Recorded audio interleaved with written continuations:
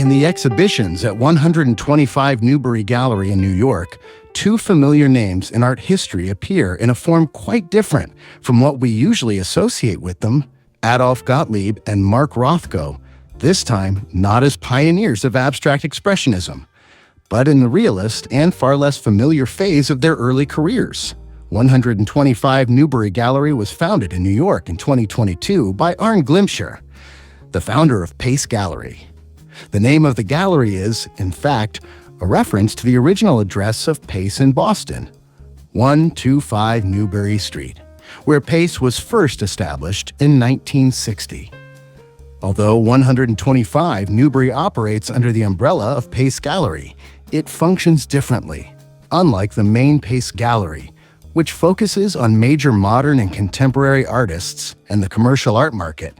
125 Newbury is designed as an experimental and creative space, a place for showing works outside Pace's standard roster, contemporary works, high-risk projects, thematic exhibitions, and shows the main gallery might not take on.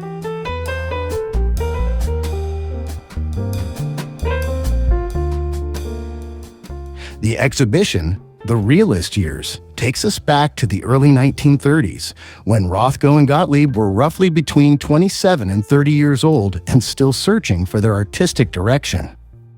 This was a period of exploration, experimentation, and the formation of their visual identities. Rothko and Gottlieb met in New York in the late 1920s.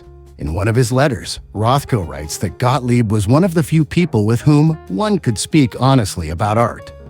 They were part of a small circle of young immigrant artists gathered around Milton Avery, an informal but deeply influential group that helped shape the next generation of American painting. In their early portraits, Rothko and Gottlieb turned to the study of the human face.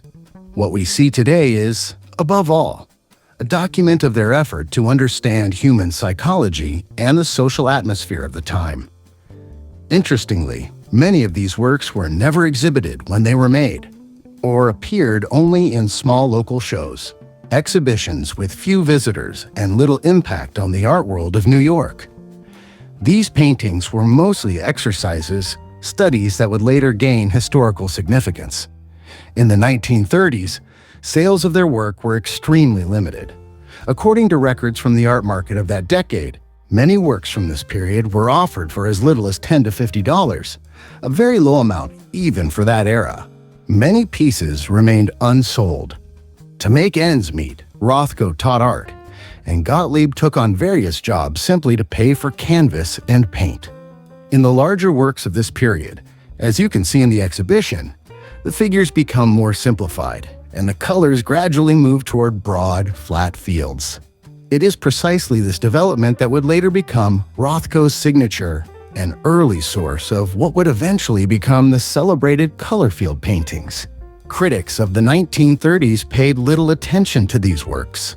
The American art scene at the time was dominated by social realism, yet Rothko and Gottlieb were neither realist enough to fit into that movement, nor avant-garde enough to be considered innovative. Their works were often overlooked. In many of these paintings, the shadow of the American economic crisis is visible. The hardships of the 1930s affected the lives of young artists profoundly. Perhaps this collective anxiety and social uncertainty can be sensed in their muted colors, solemn expressions, and restrained compositions. Realism for these two artists was a transitional stage, a place for practice, failure, rebuilding, and trying again. This exhibition reveals the formation of their visual languages that would later emerge fully in Rothko's color fields and Gottlieb's symbolic imagery. In letters published later, both Gottlieb and Rothko repeatedly emphasized that without these early experiments, they could never have found their personal artistic vocabulary. The Realist Years offers a rare opportunity to witness the beginnings of two major paths in art history. These works neither sold at the time nor attracted critical attention, yet today we understand that without these early attempts, there would be no Rothko of the luminous color fields and no Gottlieb of the emblematic symbols.